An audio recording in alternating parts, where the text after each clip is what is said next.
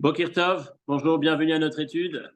Jeudi matin, cette semaine, Parashat Vaïkra, cette semaine, aujourd'hui, jour du jeûne d'Esther, et forcément veille de la fête de Purim. On va essayer d'étudier ce matin une perspective, un enseignement, une manière de nous inspirer de ces trois éléments. J'ai dit deux, trois, je vais essayer de préciser. À la fois la Parashat de la semaine, Vaïkra, à la fois la fête de Purim, et je dirais dans le même temps, le passage d'un livre à l'autre, puisque Vaïkra, on entame le troisième livre de la Torah, et que avant d'être arrivé au troisième livre, on a conclu le deuxième la semaine dernière, et peut-être travailler aussi sur le lien, la transition qu'il peut y avoir dans l'esprit du message qu'on cherche à développer aujourd'hui. Donc Vaïkra, c'est un livre assez difficile à comprendre. Chaque année, on commence sur ce thème, sur la réflexion qu'on va avoir pendant maintenant toute la série. Je sais pas, on lui montre. Pendant toute la série de ces prochaines parachiotes. Une paracha qui comporte un maximum de commandements, un chumash, pardon, un livre qui comporte un maximum de commandements et qui est principalement orienté, pour la majeure partie, autour des sacrifices. Vaïkra est appelé aussi Torah de Kohanim.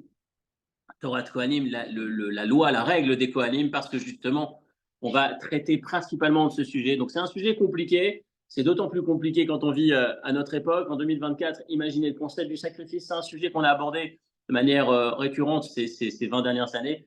Régulièrement, on revient sur le sujet. Comment est-ce qu'on peut arriver à la synagogue ces prochains mois, s'asseoir à la choule, Shabbat, lire la paracha et dire tiens, j'ai un message pour moi aujourd'hui. Faire un sacrifice d'Holocauste, faire un sacrifice en cas de miracle qui m'est arrivé, ou alors en cas de péché, de faute, pour me faire réparer, pour me faire pardonner, pardon.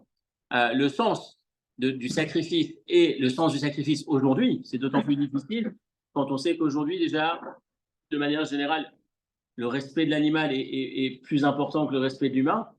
Aujourd'hui, on a plus, c'est plus répréhensible. Voilà, avec un rabbin qui dit qu'il y a des problèmes avec les jeunes c'est quoi cette histoire sacrifice animaux? Mais c'est valable pour tout le monde, c'est la réflexion derrière. Et puis avec cette question de base, j'ai fauté et c'est l'animal qui prend. Il y a de quoi réfléchir sur Vaïkra. On revient à Purim et on reviendra ensuite à Vayakel Pekoudé, la fin de la semaine, la fin du livre précédent. Donc voilà, c'est un cours en trois parties, trois éléments intégrés à une seule et même réflexion. Qu'est-ce qu'on peut étudier de cette période de l'année, de la fête de Purim et de la paracha de cette semaine? Qu'est-ce que je peux ressortir comme enseignement pour regarder ma vie différemment et forcément progresser? Donc déjà, on commence par l'histoire de la Megillah, puis ensuite on reviendra sur Vayakel Pekoudé et Vaïkra. L'histoire de la Megillah, il y a énormément d'aspects intéressants à approfondir quand on est dans la Megillah. La durée sur laquelle s'étend la Megillah. On a l'impression qu'on lit une histoire qui dure 35 minutes, 40 minutes, en fonction des lecteurs, et qui finalement se déroule, on a l'impression, sur quelques mois, alors qu'on parle de plus d'une décennie, comme on le sait, on a eu l'occasion d'en parler dans le passé. L'histoire du stress de la Megillah, puis du dénouement de la Megillah. Donc moi, je me faisais la remarque quand je lis, parce que on lit souvent la Megillah, on répète. Enfin, pour ma part, je le fais plus dans la lecture. Donc, je me retrouve à lire parfois même très vite. Et en fait, quand on lit la Megillah, quand on la relit systématiquement, il y a ce moment où on passe de colonne en colonne. Il y a comme ça un certain nombre de colonnes quand on lit. Et on sait que les premières colonnes, c'est tout va bien. Les colonnes qui suivent, c'est ça y est, ça va moins bien. Et puis, on sait que bientôt, on arrive aux colonnes où ça commence à nouveau, ça ira bien. Et voilà, ça s'étend sur de longues colonnes, sur une longue histoire. Il y a ce moment du stress, il y a le moment de la difficulté de l'épreuve, il y a le moment du dénouement. Le dénouement, effectivement, on sait qu'on est dans la Megillah de Esther. Megillah de Esther parce que Esther, c'est d'abord le personnage principal, on va en parler. Et c'est aussi Esther, la Gemara qui dit d'où on sait que Esther, ou d'où on retrouve la trace de Esther dans la Torah, Ve'anochi Aster Assir. Dieu qui dit je vais me cacher. Et effectivement, la Megillah, c'est l'expression même d'un Dieu qui est totalement masqué parce que du début à la fin, d'abord, son nom n'apparaît jamais, et puis ensuite parce que dans le récit de la Megillah, sa présence a l'air d'être totalement effacée. Il n'est absolument pas là. Quand on lit l'histoire, on a l'impression, encore une fois, qu'il n'y a pas de Dieu dans l'histoire. Il n'y a pas ni la mer rouge qui s'ouvre, il n'y a pas la manne qui tombe du ciel, il n'y a pas les 10 plaies. Il n'y a pas de miracle dans l'histoire de la Megillah. Mais quand on finit la Megillah et qu'on regarde en arrière, on se dit waouh, les miracles. Toutes ces coïncidences qui ont permis de contribuer à l'histoire, au dénouement de Purim. Et je voudrais m'arrêter principalement sur le passage d'Esther. Le dilemme auquel Esther est confrontée, l'histoire d'Esther. Déjà, qui est Esther? Qu'est-ce qui sait d'où elle vient, Esther? Qui étaient ses ancêtres? Benjamin. Bravo. Mais encore, qu'est-ce qu'on a encore dans Esther à part Binyamin? Un autre qui descend de Binyamin, de laquelle Esther descend? Bravo. C'est bien. Quel est? Le roi Shaoul, le premier roi d'Israël. On connaît l'histoire et on va voir comment est-ce que c'est intéressant que le roi d'Israël, le premier roi d'Israël, Shaoul, a été critiqué, a été repris par Dieu et il a perdu la royauté à cause d'une erreur tragique qu'il a commise. On s'est arrêté dessus il y a 2-3 ans probablement par Achat Zachor. Quelle était l'erreur du roi Shaoul? Il n'a pas tué Agag. Shaoul a eu la mission, Dieu lui a donné la mission d'éliminer Amalek, de détruire Amalek. Il a détruit quasiment tout Amalek. Il en a laissé un dans l'intention de faire mieux que ce que Dieu lui a demandé. On avait fait un cours sur l'écoute, savoir écouter. Dieu m'a demandé quelque chose. J'ai bien entendu ce que tu m'as demandé, je vais faire même mieux que ce que tu m'as demandé. Alors, si tu fais mieux, c'est que tu n'as pas entendu. Si tu avais entendu, tu n'aurais pas cherché à faire mieux, tu aurais simplement repris le message et tu aurais réalisé. Mais je vous renvoie à un cours précédent. Là, sur l'idée, c'est Shaoul devait détruire l'ensemble d'Amalek. Il a estimé judicieux, plus intéressant, plus opportun de laisser Agag. Et on sait bien, quand on lit la Megillah, Agag est l'ancêtre de Aman. Aman a Agagi. Aman descend d'Agag. Donc, là où c'est intéressant, c'est qu'on a une Esther qui descend du roi Shaoul et qui se retrouve confrontée à un décret d'Aman qui est la conséquence tragique de l'erreur de son ancêtre. On met ça de côté, on va voir comment est-ce que ça va se développer par la suite. Une espèce de réparation. Peut-être, on y arrive. Là, pour le moment, on constate. Donc, on a une Esther qui, de manière tout à fait inattendue, est sélectionnée pour être la reine du royaume, en sachant que Achashverosh régnait sur la totalité, ou un empire massif, la quasi-totalité du monde. Hein, on dit que c'était l'essentiel, on dit que c'était il avait une grande partie, il régnait sur énormément de provinces, 127 provinces, et le peuple juif était principalement sous sa juridiction, j'ai envie de dire. Et donc finalement, lorsque tout va bien lorsqu'Achashverosh est bien avec le peuple juif, ça va bien pour tout le peuple juif. Et lorsque ça commence à tourner, et c'est ce qui va se passer, donc au départ, c'est ta reine, la première Vashti, qui est exécutée pendant ce festin qui a duré pendant 6 mois, rappelez-vous, Achashverosh a célébré. Donc on est après la destruction du premier temple, on est après 70 ans après le départ en exil, et c'est le moment où justement, dans les commentaires de la Megillah, on va nous dire qu'Achashverosh s'est senti serein, s'est senti stable. On a pu aborder le sujet, je pense, il y a quelques années, sur l'histoire d'Achashverosh, même ce roi un peu fou. Qu'est-ce qui lui prend de vouloir festoyer de cette manière? 6 mois de festin, 6 mois d'abondance, 6 mois, la Megillah va nous raconter tout un chapitre dans les moindres détails. On en reviendra justement à la fin du cours sur cette idée-là. Chaque détail de ce fameux festin massif, avec les décorations spécifiques, avec boire sans limite, sans contrainte, chacun exactement avec le débit qu'il avait et qu'il souhaitait. Donc, Achashverosh, justement, parce on a passé cette période après la destruction du temple, on est dans une période plus ou moins sereine, le peuple juif est bien à ce moment-là, jusqu'à ce que se lève Aman, après la disparition de Vashti. Donc on sait que Vashti est morte, c'est aussi intéressant de savoir que Achashverosh, pendant son festin, il décide d'exécuter Vashti, qui lui a manqué de respect. En tout cas, il exécute la femme la plus importante, la plus puissante après le roi. Donc c'est intéressant aussi d'avoir cette idée, justement, pour comprendre la suite de l'histoire. Vashti est morte, et là on a ce Haman qui va un beau jour, on sélectionne Esther, la pauvre petite Esther, j'insiste sur la pauvre petite Esther, parce que essayez d'imaginer, vous voyez un peu quand vous voyagez en Israël, imaginez que vous passez par Tel Aviv, vous passez par toutes les belles villes d'Israël, puis à un moment donné vous passez à Mea Shearim, et vous voyez ça arrive quand on est là-bas dans les rues de la vieille ville, enfin la partie un peu ancienne, on a les séminaires de jeunes filles. Vous imaginez la jeune fille qui sort du séminaire, et vous vous dites qu'Achashverosh, vous imaginez Achashverosh comme probablement un des hommes les plus puissants du monde, sans aucune limite, on l'a vu, on a pu déjà assister. Et bien après ces milliers de femmes qui sont passées, cette sélection qui a duré des années, finalement existait celle-là, celle qui sort du séminaire de Mea Shearim, c'est elle avec qui je veux me marier. Donc elle est contrainte d'aller là-bas pour faire les essais, j'ai envie de dire, pour faire le casting, bravo. Et finalement elle est sélectionnée. Imaginez ce qu'elle subit. La cousine de Mordechai, l'homme le plus influent du peuple juif à ce moment-là, le leader du peuple juif à ce moment-là, qui se retrouve au palais. Et après, donc encore une fois, on s'arrête un instant sur le destin d'Esther, on s'aperçoit que c'est pas évident. Rappelez-vous qu'être reine à cette époque, c'était pas première dame. Déjà, première dame, ça ne doit pas être évident. Mais reine à cette époque, c'était totalement isolée du monde, isolée de sa famille, isolée même du roi. Parce que c'est pas comme si le roi, il vivait avec elle, il partageait ses décisions. Elle était dans l'espace réservé aux femmes. Point. Donc c'est pas du tout évident. Mais elle est dans cette situation. Un jour, Haman décide d'exterminer le peuple juif et un jour, Mordechai entend ce décret et Mordechai le transmet à Esther en lui disant « il faut agir ». Qu'est-ce que lui répond Esther? Voilà, c'est là on va se positionner, on va voir un peu ce qui se joue à ce moment-là. Esther va lui répondre « c'est pas possible ». Pourquoi c'est pas possible?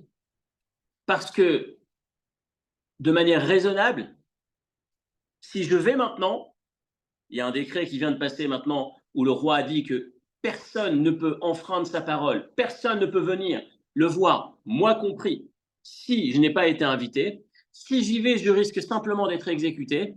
Et ça fait 30 jours que je n'ai pas été appelé. Ce qui signifie, si on s'arrête sur cette phrase, elle est en train de lui dire, c'est vrai que je peux peut-être agir pour le peuple juif, mais rappelons-nous, qui est Achashverosh? Rappelons-nous que c'est celui, là je reviens au début de l'histoire, c'est celui qui, pour lequel la reine n'a aucun poids, aucun pouvoir. Il a exécuté sa reine sans aucun scrupule. Ça s'est passé il n'y a pas très longtemps. Je suis à cette place parce que celle qui était avant moi a été exécutée parce qu'elle a manqué de respect. Donc on sait combien c'est important, combien il n'y a pas de passe-droit, combien je n'ai aucune chance, je n'ai pas de privilège quelque part. Et il n'hésitera pas à le faire. S'il me tue, toute la mission échoue. Je serais prête à le faire, mais finalement, le faire pour être exécuté, ça ne sert à rien. J'ai peut-être une autre idée. Voilà comment est-ce qu'un des commentaires, il y a deux commentaires qui traduisent, il y a deux manières de traduire ce texte, mais un des commentaires va dire il ne m'a pas appelé depuis 30 jours, il va probablement m'appeler prochainement. Ce n'est pas la traduction qu'on avait peut-être spontanément. Spontanément, c'est il ne m'a pas appelé depuis 30 jours, c'est qu'il est en train de me mettre de côté, c'est que je ne suis pas aussi importante que ça, je n'ai pas un pouvoir d'influence aussi important, la preuve, il ne m'appelle pas. Mais il y a le commentaire plutôt classique, plutôt répandu, qui va dire ça fait 30 jours que je n'ai pas été appelé, au contraire. Il va prochainement m'appeler. Pourquoi risquer la mission et ma vie alors que j'ai qu'à attendre, ça risque d'arriver prochainement. Mais dans les deux cas, je ne peux pas aller, ça ne sert à rien. Et là, Mordechai va avoir une réponse très très dure, virulente à l'encontre de Esther. Je cite Al. Bon, je croyais que tu allais dire les mots. Comment c'est l'expression en hébreu? Non, je cherche les mots en hébreu. N'essaye pas. Comment c'est l'expression Al? N'imagine pas un seul instant, les mots ne me reviennent pas, bon, ça va revenir bientôt. N'imagine pas un seul instant que parce que tu es là où tu es, tu seras épargné. Tu ne seras pas épargné. Tu es une juive, tu prendras aussi en fait. Et il va continuer, Ki macharesh tacharishi ba'et azot. Et si tu te tais, si tu n'interviens pas, on s'en sortira. Et toi et la maison de ton père, vous serez tovedo, vous serez perdus. Et là, on comprend un petit peu mieux le toi et la maison de ton père. Tu as l'opportunité aujourd'hui, en tant que descendante de Shaoul, de terminer le travail qui nous a mis dans cette difficulté aujourd'hui. Ce que Shaoul n'a pas fait. Aujourd'hui, en allant voir le roi, tu pourras faire en sorte que ce décret soit stoppé, que Haman soit exécuté et qu'on soit débarrassé des conséquences tragiques auxquelles on est victime aujourd'hui suite au manque de Beth Avir, de ton père. C'est aussi ce qu'il est en train de lui insinuer. C'est l'occasion de. Et il lui dit, si tu es arrivé au palais, qui sait? C'est probablement pour cet instant-là. Il va lui dire, on n'a pas le temps d'attendre plus de 30 jours. On a la prochaine occasion qui t'invite. On n'a plus le temps d'attendre. Pourquoi? Premièrement, parce que nous sommes dans le mois de Nissan et c'est un mois opportun. Deuxièmement, parce que l'antisémitisme, et on le voit tellement aujourd'hui, on l'a toujours vu, de jour en jour, il se nourrit et devient de plus en plus difficile à ce qu'on puisse s'en débarrasser. Si le décret est édicté et passe des jours, donc chaque jour qui passe et que le décret est en place, il risquerait d'avoir davantage de personnes qui seraient contaminées par ce décret. Et puis ensuite, lorsque tu souhaiteras intervenir, ce sera peut-être trop tard. Ou en tout cas, il y aura déjà trop de mal qui sera fait. Donc, il faut intervenir rapidement. C'est le moment ou jamais. Et l'occasion s'est présentée. Probablement que si tu es là, c'est pour ça. Et c'est cette idée sur laquelle je veux m'arrêter. Esther va accepter, en écoutant Mordechai, elle va accepter de se sacrifier de sacrifier sa vie matérielle, de sacrifier sa vie spirituelle aussi. Ce que j'entends par sa vie spirituelle, ça veut dire je risquerais, c'est ce que la Gemara va nous dire, je risque à ce moment-là, j'enfreins la Torah une nouvelle fois. Jusqu'à présent, j'étais la reine contrainte et forcée. Je n'avais pas envie d'être reine. J'avais jamais pris les devants. C'est jamais moi qui suis parti séduire le roi. Il m'a contraint d'être à cette place. J'étais passive et je subissais mon sort.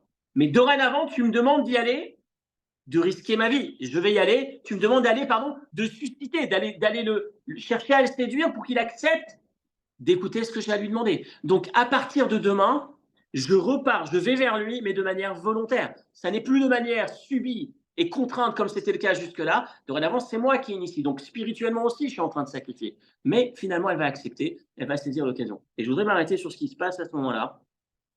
Et en quoi est-ce que cet instant peut, d'une certaine manière, être immortalisé. Et peut-être ce sera celui, en tout cas, c'est là où je cherche à vous emmener aujourd'hui. Ce sera notre pensée de Pourim. Si on résume l'enseignement de Pourim 2024, chaque année, il y a des crus différents, on va dire. Si on résume la pensée ou l'idée, le message sur lequel on va essayer de travailler, là, je reviens à l'hommage qu'on fait à nos deux gestionnaires, on appelle ça administrateurs.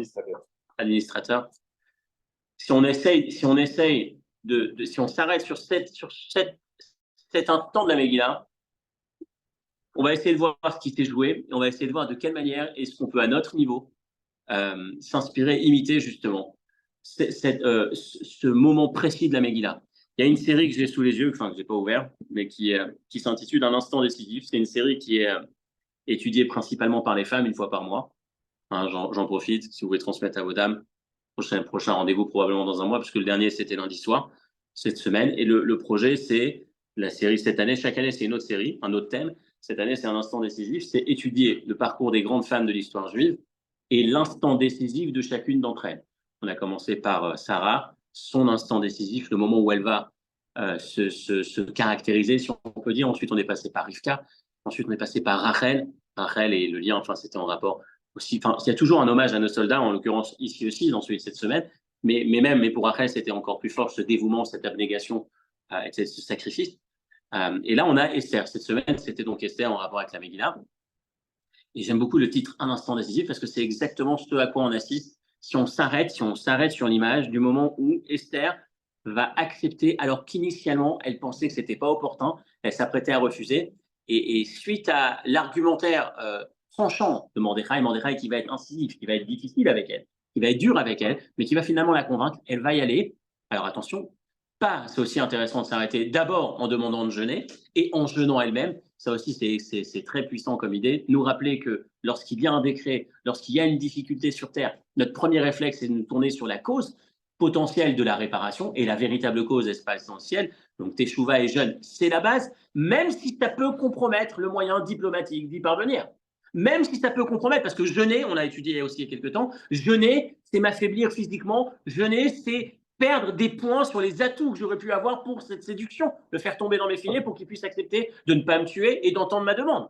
Donc, jeûner, c'est contre-intuitif. Jeûner, ça ne va pas dans le même sens que négocier politiquement. Je parle de politique parce que c'est un peu le contraste. On a souvent tendance à penser que finalement, le moyen d'y parvenir, c'est d'utiliser mes atouts, mes connexions, mon moyen politique pour pouvoir régler mon problème d'antisémitisme, ce qui est vrai, mais ce n'est pas suffisant. La base se passe dans cette teshuva, dans ce jeûne. Mais Esther va finalement finir par y aller et l'emporter. Qu'est-ce qui se passe, qu'est-ce qui se joue à ce moment-là? Voilà la philosophie qu'il y a derrière, qui est développée par les maîtres dans la Mishnah en particulier. Vous avez dans les Pirkei Avot une Mishnah là-dessus qui dit la chose suivante.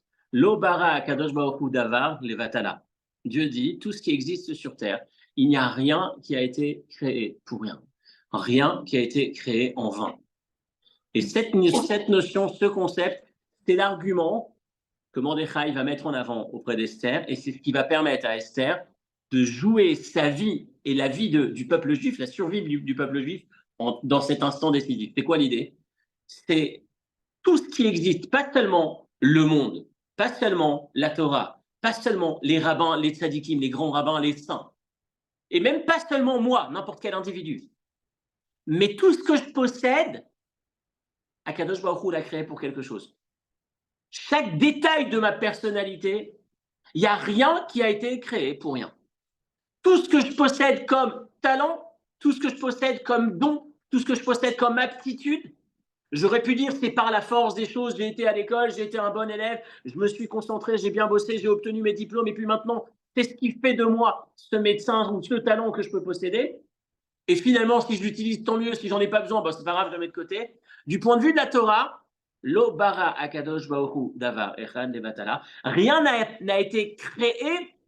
Ce talent, c'est pas un talent que j'ai développé simplement, mais Dieu a souhaité que je le possède. Effectivement, peut-être en m'orientant dans ses études, etc. Et ça doit forcément avoir un sens. Et dans cette direction, je dois pouvoir l'exploiter dans ce sens, dans cette direction, l'utiliser. Et Esther, c'est ce qu'elle va entendre. Sache que si tu te retrouves à cette position, à ce moment-là, c'est qu'Akadosh Baruch souhaitait que tu sois à cette position, à ce moment-là. Il n'y a pas à réfléchir, saisis l'opportunité. Dieu avait anticipé des années et des années avant, depuis le début de Vashti qui va mourir, etc., de Vashti qui enfreint la parole du roi, et le roi qui a suffisamment bu avant, pour qu'ensuite, lorsque sa femme enfreint sa parole, il décide de la tuer, pour qu'ensuite, il y ait cette sélection, pour qu'ensuite ce soit Esther. Et tout ce qu'Esther a subi, c'était exactement pour cet instant, parce que si tu possèdes un talent, pose-toi la question, comment est-ce que je peux l'exploiter dans le sens de ce pourquoi Dieu l'a mis à ma disposition. C'est un changement de perspective difficile à intégrer, même si on a cette idée, on sait que tout est Dieu, que tout est fait pour le servir, etc. Mais arriver à admettre que si je possède ce talent, je dois pouvoir l'utiliser, je dois me poser la question, comment est-ce qu'il peut servir en direction du projet divin, c'est une réflexion profonde, ça engage, et c'est ce qui permet à l'histoire de Pourim de se dérouler de cette manière. Quand je disais tout à l'heure un hommage, parce qu'effectivement, se dire, j'ai peut-être, ça je disais, mais je racontais jeudi dernier quand je disais tranquillement les professions de foi de nos candidats, et en fait, si on veut les lire comme il faut, parce que c'est comme ça que je les ai lus avant de, avant de découvrir l'envers du décor. Au départ, je les ai lus comme elles étaient écrites. Et on lisait finalement, on entendait beaucoup la reconnaissance, mais on entendait aussi si il me semble, tiens, pour ne pas la citer, il me semble avoir des aptitudes, il me semble avoir des capacités que je peux mettre à profit pour. Cette philosophie, c'est cette perspective que la Megillah nous enseigne dans cet instant décisif, le moment où Esther va se dire de manière rationnelle, c'est vrai que ce n'est pas le meilleur moment, je risque ma vie, pas simplement je risque que la mission échoue, je risque ma vie, je n'existerai plus après, de manière rationnelle. Mais si je raisonne autrement, qu'est-ce qui fait que je me trouve ici? Est-ce que je ne suis pas à cet instant la personne qui a l'outil nécessaire pour régler la situation? Si oui, c'est que c'est pour ça que je suis là. Et après, je suis capable d'aller me donner. Et quand on prend l'exemple des soldats, pour reprendre encore une fois malheureusement le contexte que je citais juste avant, j'en parlais avec Rachel, avec Esther, c'est la même chose. C'est exactement le mot d'Esther qu'on entend dans leur bouche. Les mots d'Esther, ou les mots que Mordechai donne à Esther et que Esther qui va faire bouger Esther. C'est finalement, quand ça s'est passé malheureusement presque à chaque fois, mais surtout le 7 octobre, mais même après, chaque soldat qui est parti au combat, ou qui malheureusement est parti tout court, le mot qu'on entendait, on l'a entendu, enfin, je pense que vous l'avez entendu dans différents témoignages, moi je l'ai entendu aussi sur mon neveu, c'est la phrase qui disait avant de partir, quand on lui dit t'as pas peur, ou alors je ne sais plus quel soldat qui pouvait être exempté, qui pouvait rester chez lui et qui va quand même, je ne me rappelle plus, on en a parlé aussi il y a quelques temps, et la réponse toujours c'est si ce n'est pas pour maintenant, si ce n'est pas pour protéger lorsqu'on en a besoin, mais alors pourquoi tout ça? Pourquoi j'ai fait tout ça? Pourquoi je suis là? Ne suis-je pas sur Terre exactement pour cet instant? Sans parler des entraînements qui ont fait que, si j'ai fait ce parcours et que je me trouve dans cette position aujourd'hui de pouvoir protéger, c'est une évidence que c'est pour aller protéger. Et ça va coûter peut-être, et ça a coûté malheureusement la vie, mais il y a cet instant le plus élevé. Il y a quelques années, on parlait de ce Had Yada. Cet instant qui compte tellement, qui est ancré dans mon identité, la forme la plus profonde de mon identité. Quand on se tourne vers Dieu, on lui dit, mais Dieu, pourquoi Esther? Imaginez-vous Esther qui se tourne vers Dieu et qui dit, mais pourquoi moi? Qu'est-ce que j'ai fait, moi qui ai fini le séminaire avec mention? Moi qui étais toujours distingué en tsniout. J'avais toujours le commentaire dans mon bulletin, dans mon relevé de notes, il y avait toujours la fille qui est exemplaire en tsniout, exemplaire en pudeur, exemplaire. dans la Torah, qui étudie, etc. Pourquoi moi, dans cette fosse au lion, dans ce harem d'Achashverosh, qu'est-ce que j'ai fait? Et la réponse qu'on donnait, c'est Adeloyada. C'est cette mission. Pourquoi toi? C'est ancré dans la forme la plus profonde de ton identité, c'est-à-dire dans cette parcelle, dans cette neshama. Le Akadosh Baruch Hu a fait descendre une neshama, et de là où il a fait descendre cette neshama est inscrit d'une certaine manière la mission pour laquelle elle descend. Et l'importance, la grandeur de cette mission, d'être à la hauteur quelque part, de vivre l'instant pour lequel toute cette vie et toute mon histoire a été créée et tout ce qui tourne autour de cette histoire. Cet instant décisif, je trouve ça très fort et je vais essayer de le retrouver. On va essayer de le retrouver dans Vaïkra, on va essayer de le retrouver dans Vaïakel Pekoudé, on va essayer de le retrouver à plusieurs niveaux. Alors comment est-ce que c'est fort? Un des exemples, c'est lorsque les princes, lorsque les chefs de tribus ont offert des charrettes pour transporter le Mishkan, rappelez-vous, combien est-ce qu'ils ont offert de charrettes pour transporter le Mishkan? Une demi chacun. Il y avait Shesh Agalot. Il y avait 6 charrettes, ils étaient 12, ils ont donné chacun, ils ont contribué à hauteur d'une demi. Maintenant, comment est-ce que ça se déplaçait le Mishkan, le tabernacle, le temple dans le désert? Il se déplaçait, tout était entreposé, c'était un Tetris absolu. Il ne fallait pas qu'il y ait 1 centimètre qui dépasse. Tout était parfaitement posé pour que ça puisse entrer dans 6 charrettes, alors qu'il y avait quand même de la marchandise, il y avait beaucoup de choses, des grandes poutres, etc. Il y avait tout au long du cortège des Lévim qui marchaient à côté pour s'assurer que ça restait bien à l'intérieur, que ça ne tombait pas. Donc tout était au millimètre près. Et on se pose la question, quand on est dans le Mishkan et que tout est abondant, on crée une maison pour Dieu, tu ne peux pas faire en sorte qu'au lieu d'offrir une demi-charrette, tu offres une charrette. Il y en a 12 au lieu de 6 et on pose les choses avec un peu plus de confort. On est plus à l'aise. Et la réponse qui nous est donnée, toujours en utilisant cette même Mishnah, Dieu n'a rien créé sur terre pour rien. Si j'ai 6 charrettes qui peuvent faire le job et que j'en mets 12, il y en a 6 qui ne servent à rien. Et dans la conception d'Akadosh Baruch Hu, ça ne peut pas fonctionner. Ce n'est pas possible que Dieu ait dépensé les choses. On se doit, le message qu'on va retenir, c'est on se doit de se poser la question de quelle manière je peux utiliser chaque élément qui existe à son maximum.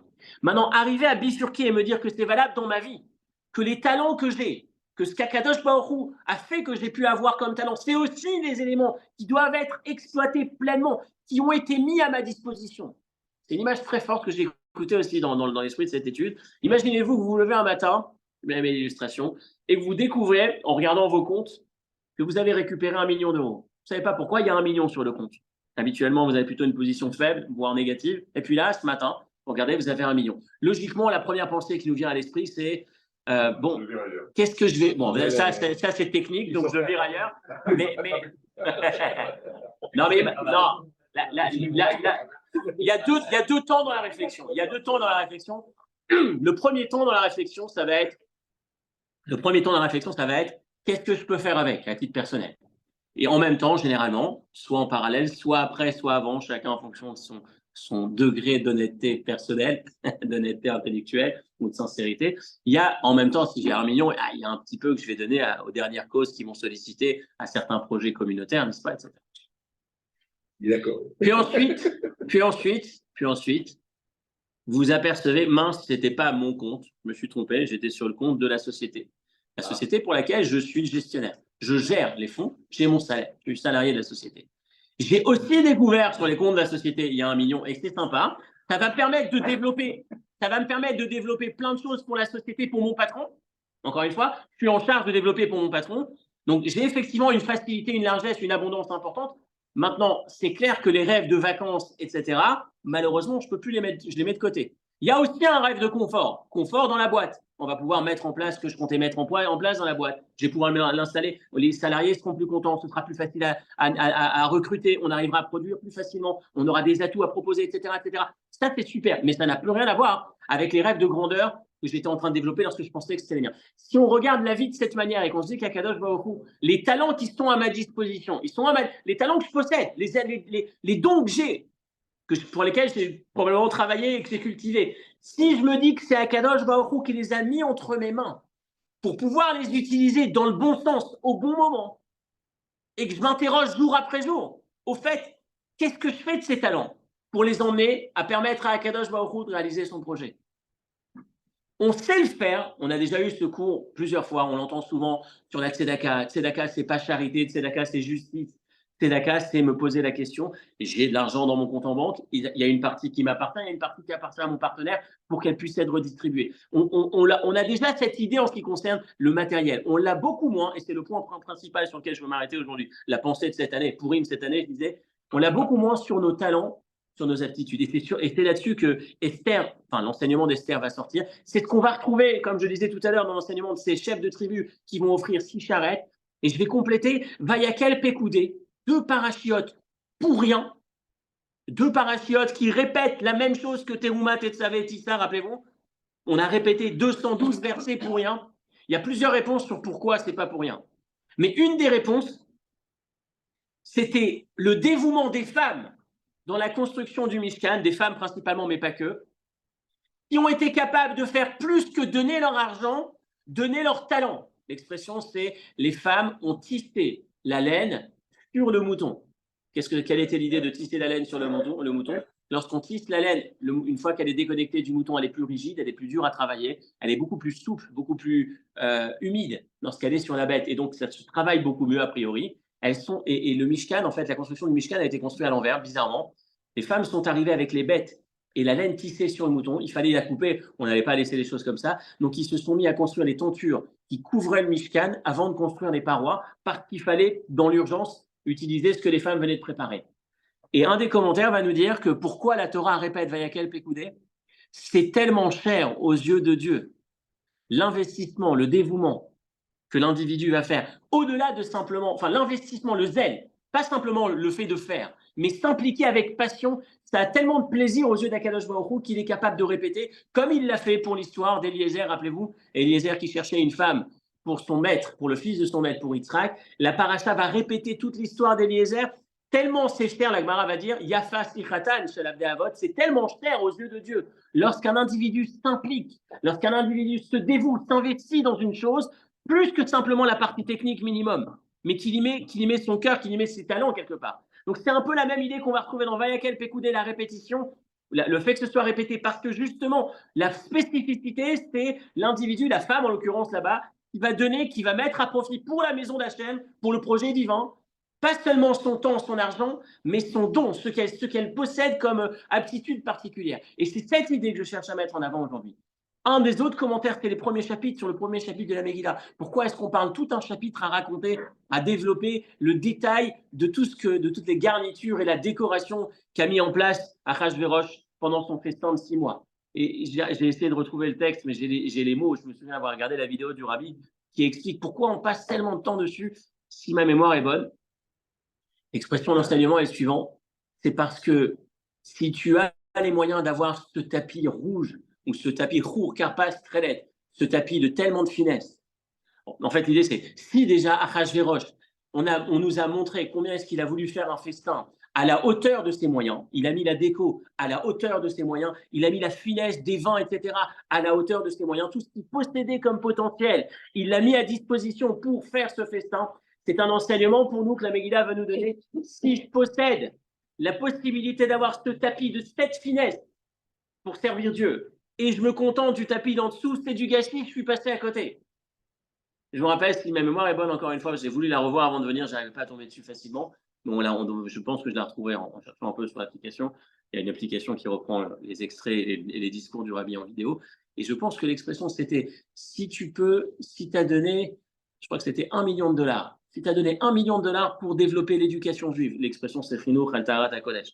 C'est faire en sorte qu'un enfant juif puisse avoir accès à l'étude, à une éducation juive authentique. C'est extraordinaire. Mais si tu pouvais donner 2 et tu as donné 1, tu n'as pas réalisé ce potentiel qui était à ta disposition.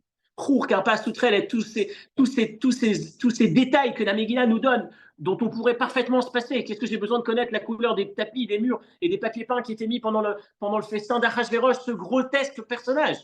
Quelqu'un qui est tellement dépravé. Qu'est-ce que j'ai besoin, moi, dans ma synagogue, les rabbins et les tzadikim qui vont lire l'histoire de tous ces détails totalement superflus? Et la réponse c'est de tirer un enseignement même de cette partie-là. Que Achashverosh, lorsqu'il fait un festin, il le fait à la hauteur de son potentiel. Moi, dans ma vie, lorsque je mène ma vie, mon service divin, mon quotidien, je ne dois pas me dire, tiens, c'est bon, j'ai fait ce qu'il fallait. Je suis quitte Mais si j'ai un potentiel, si j'ai une aptitude, si j'ai un don, si j'ai un talent que je peux investir et que j'ai mis de côté, c'est du gâchis. Dieu, il l'a créé pour cet instant. Si l'instant se présente et que je ne l'utilise pas, je suis passé à côté et je finirai par Vaïkra. Quel est le bon Esther apparaître au bon endroit, au bon moment? C'est ça le don. Le bon endroit, le bon moment. Simplement ça. C'est pas une capacité. Non, parce que j'ai extrapolé. Une très bonne remarque. Elle est là au bon moment. Non, tu as raison.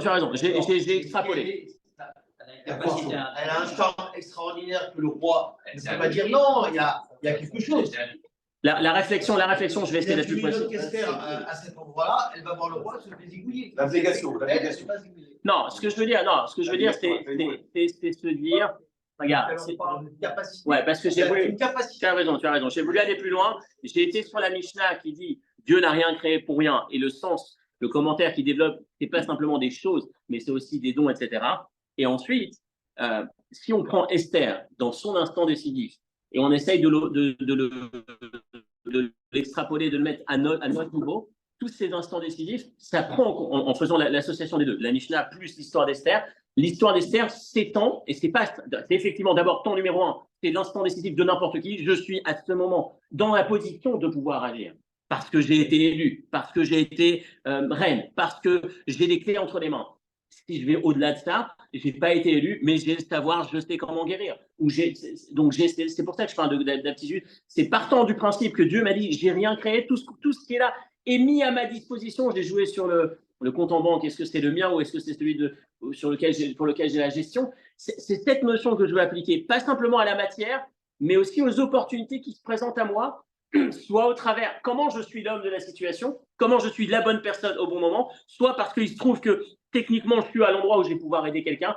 C'est une citation, il me semble, je crois que c'est Baal Shem Tov qui dit, quand je vois une situation qui se présente à moi, ça veut dire que je dois m'interroger que dans cette situation, je suis l'homme de la situation, c'est que c'est ma mission. On ne sait pas quelle est notre mission, si on se pose la question, quelle est ma mission? Par contre, si chaque fois qu'il y a une opportunité qui se présente, je regarde les choses de cette manière, effectivement, je suis capable d'être en permanence à m'interroger sur comment ce que je possède comme atout, peu importe où ça se présente, comment est-ce que je peux l'utiliser dans cette optique. Elle ne sait pas qu'elle vit l'histoire du peuple juif. Elle le sait ou pas? Il y a deux niveaux. Il y a deux niveaux. Il y a le niveau profond, oui, bien évidemment, on sait que c'est des personnes d'un certain niveau spirituel. Non, on sait que c'est des gens dans un niveau spirituel et que Esther aussi, c'était une grande, c'est pas une simple. Mais on doit aussi pouvoir le regarder sur concrètement l'attitude qu'elle a, en imaginant que ce soit un simple personnage. C'est un individu qui va être convaincu par le maître, par l'oncle, par le cousin, pardon, par Mordechai, qui va lui dire regarde, rappelle-toi, si tu es là, c'est que c'est ta mission. Et ce n'est pas seulement ta mission, c'est celle de la famille, puisque tu répares Shaoul, comme on l'a dit tout à l'heure, comme on l'a intégré en passant. Donc, au moment où elle prend conscience, je vais vous dire même la conséquence, c'est la Megillah qui va dire Vatilbash Esther Malchut. Elle s'est habillée royale. Il n'y a pas écrit elle a mis des vêtements royaux, elle s'est habillée, elle est devenue royale. À partir du moment où elle prend conscience que je suis sur Terre pour quelque chose, et tiens, c'est probablement celui-là, elle prend une dimension, elle prend un courage, elle prend des forces, elle est alimentée d'une énergie différente. Et c'est en cela où on peut se poser la question, je le disais le sabbat dernier, quand n'importe quel cours, il y a 2 temps dans le cours. J'ai trouvé cette idée très forte et je le répète encore, et je le répéterai comme ça quelques temps. Rappelez-vous, chaque fois que vous allez à un cours, en particulier à celui-là, dites-vous qu'il y a 2 temps dans le cours. Il y a le temps où on étudie une idée, on essaie de la comprendre, il faut la comprendre. Quand ce n'est pas compréhensible, n'hésitez pas à m'interpeller, bien évidemment. Mais il y a le deuxième temps, c'est ce qu'on appelle les hitbonen, Bina. C'est une fois que j'ai entendu le cours, peut-être sur la route du travail, peut-être sur le chemin de la synagogue, repenser à l'idée que j'ai extraite du cours et comment cette idée peut avoir un rapport à moi dans ma vie. Et c'est ce niveau qui nous fait grandir véritablement. C'est ce niveau qui va nous aider à combattre les obstacles qui vont se présenter sur le chemin de notre évolution. C'est ce niveau qui va nous permettre justement d'arriver à progresser, à grandir. Donc, dans la même idée, on analyse Esther. Bonjour. On analyse Esther. On est parti, je refais un peu le plan. On a analysé Esther principalement l'instant décisif d'Esther, le moment où elle prend cette décision, la réflexion que Mordechai lui injecte, j'ai envie de dire, qui va lui permettre de passer le pas. On est parti sur l'équivalent avec la Mishnah qui nous dit rien n'a été créé pour rien. Et quand on a dit rien, rien, c'est tout, y compris mes talents, ou en tout cas les opportunités, les situations qui se présentent à moi. On est parti sur les chefs de tribu qui ont offert une demi-charrette, parce que si je peux le faire avec une demi et que je l'ai fait avec une, c'est du gâchis. Cette notion de dire tout ce que j'ai, il doit pouvoir avoir un sens. Encore une fois, ça ne veut pas dire que si je peux faire une table avec. Enfin, encore une fois, ça ne veut pas dire qu'on ne peut pas avoir d'abondance, ça ne veut pas dire qu'on ne peut pas avoir de beauté et de richesse. Le Beth Amikdash, c'était plein de richesses. Mais encore une fois, le Beth Amikdash, c'est construire une maison pour Dieu. C'est donner du sens à chaque élément qui va être intégré. Mais c'est cette notion de la valeur de chaque élément, du sens et de l'utilité qu'on va lui donner. On est parti ensuite sur Vayakel Pekoudé, l'équivalent de cet enseignement. Un des commentaires qui dit pourquoi la répétition? Parce que c'était tellement cher aux yeux de Dieu. Cette expression de générosité qui dépasse la générosité technique, mais qui investit la personne, le temps et l'aptitude particulière, l'art que détenaient ces femmes, qui a été investi. Et cette idée, ce message pour moi, combien est-ce que mes talents, je réfléchis à les élever, leur donner ce sens. Rappelez-vous, il y a quelques années, on en parlait à ce cours ici, je parlais de quelqu'un qui envisageait de créer une application de Tzedaka, pas d'argent, mais de talent. Une Tzedaka, c'était son modèle, je ne sais pas où il en est aujourd'hui, j'en parlais, vous le retrouvez dans les enregistrements du cours de la paracha, où on parlait de quelqu'un qui me disait, il démarchait les médecins, il démarchait les avocats, il démarchait chacun avec son talent, il lui disait combien tu es prêt à donner d'heures de ta profession au service de celui qui est dans le besoin. Puis ensuite, il allait démarcher les associations qui connaissaient les gens dans le besoin et il mettait en fonction du besoin de l'individu en rapport. C'est une tzedaka extraordinaire, mais ça a cette spécificité, indépendamment de la tzedaka argent matériel, il y a aussi cette tzedaka élever mon savoir, élever mon talent, ce que j'ai cultivé, lui donner un sens plus sacré. Et je terminais sur Vaïkra. J'ai commencé le cours en disant que Vaïkra, c'est difficile les sacrifices. En un mot, et encore une fois dans cette recette magique, j'ai envie de dire, cette recette d'une vie tellement plus élevée, en guettant l'opportunité, en intégrant que ce que je possède, c'est Dieu qui l'a mis entre mes mains pour que je puisse le mettre à profit de la plus belle façon sur Terre, en hébreu, il y a cette expression bakoar. Bakoar, c'est son ayant droit. Je ne sais pas si c'est ayant droit, représentant, mais représentant au niveau le plus élevé. Je ne sais pas si en français quel est le terme juridique. Celui qui est là pour me représenter et qui peut mandater, mais au niveau légal le plus haut. Donc on est sur Terre, le mandaté par Dieu pour agir en son nom, agir dans ses intérêts.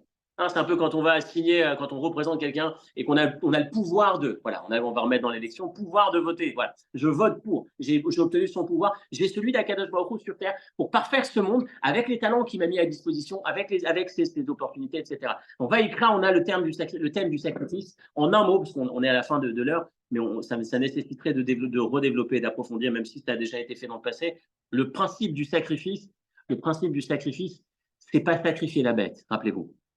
C'est korban qui veut dire sacrifier, veut dire karov, se rapprocher. On a tellement peur de sacrifier quoi que ce soit dans la vie. On a toujours l'impression que lorsque je vais sacrifier, je vais perdre un morceau de moi au profit de la personne qui est en face de moi. La Torah, elle a une autre approche. Korban, c'est les karev, les hit karev. Lorsque je veux me rapprocher, si on se pose la question comment je peux m'élever, comment je peux me rapprocher, c'est en étant capable de faire un petit peu moins apparaître la partie animale que je possède. Tuer un tout petit peu l'ego démesuré, tuer un tout petit peu l'animal, la bête qui est en moi, c'est celle qui me pousse à regarder la vie dans l'opposé complet de tout ce qu'on vient de dire. C'est-à-dire exclusivement comment je m'y retrouve dans cette opération. Ça, c'est la bête qui est en moi. Et toutes les fautes qu'on faisait à l'époque, quand on offrait un sacrifice pour se faire pardonner, c'était de prendre conscience que je ne suis pas naturellement la faute. Je tue cette bête devant moi, comme encore une fois, je ne parle pas de la partie pourquoi est-ce que c'est l'animal qui prend, on pourra développer peut-être une prochaine semaine. Mais le point principal, c'est je regarde que cette bête, le processus qui se passe avec cette bête, et je me rappelle qu'à l'intérieur de moi-même, je dois faire un peu la même chose. Je dois être capable de faire tomber cet ego. Et c'est ce qui me permet de me rapprocher avec l'autre, de l'autre. C'est ce qui me permet d'être moi dans une version plus élevée. Pas moins moi, mais plus moi. À partir du moment où je suis capable de regarder les choses avec un peu plus d'authenticité, je suis sur Terre pour être cet ambassadeur de Dieu, pour réaliser le projet divin. Je ne suis pas sur Terre pour essayer d'être un peu plus gros, de pouvoir posséder un peu plus. prendre un peu plus, mais je suis sur Terre et tout ce que je possède comme opportunité, comme talent, pour rester dans le même thème, c'est pour réaliser cette mission. Et si on me demande de tuer un petit peu cet ego, finalement, je deviens plus grand. Je deviens un moi beaucoup plus noble, beaucoup plus grand. Et c'est entre autres le secret de la réussite du couple. Quand on nous dit que le misbéach, que le korban, l'autel, est celui qui a le plus de mal à supporter la séparation dans un couple, c'est parce qu'il sait combien est-ce qu'en mettant en avant cette approche, combien est-ce qu'en calculant, qu'en me donnant pour l'autre, je ne deviens pas plus petit, qu'en me donnant pour l'autre, je fais disparaître un peu de cet ego pour être moi en plus et pas moi en moins, pour être un meilleur moi, un moi plus grand, plus authentique, plus pur, celui qui sait trouver la complémentarité dans l'autre et pas la menace d'extermination dans l'autre. De cette manière, Karov, Corban, on grandit, on se rapproche. Bon, je l'ai fait sur un mot, mais c'était juste pour compléter dans cette idée et avoir un thème plus ou moins en commun. À partir d'Esther, cet instant décisif, sortir de là en se posant la question, combien est-ce que je peux, effectivement, à mon niveau, dans ma vie, réfléchir à donner davantage de sens à mon temps, davantage de sens à ce que je sais faire pour le bien, l'orienter du bon côté, pour permettre à Kadosh Baruch Hu donner davantage de sens à ce que je possède comme potentiel, etc., etc. Et de cette manière, permettre d'arriver à un Purim le plus grand, celui qui nous grandit, et celui qui grandira, Bezrat Hashem, le peuple juif, qu'on puisse sortir définitivement de cet exil. Shabbat Shalom et Purim Sameach. Merci. Il y a un Kaddish.